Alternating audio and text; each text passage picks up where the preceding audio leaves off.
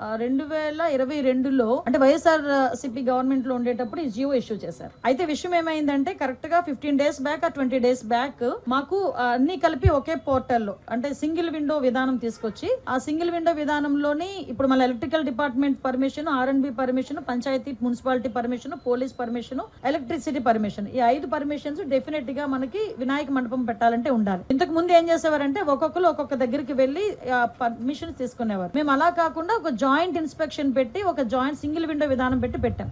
అయితే ఆ రోజు ఏం చేశారంటే ఇదే జియోని నాకు డిపార్ట్మెంట్ వాళ్ళు తీసుకొచ్చి ఇచ్చారు.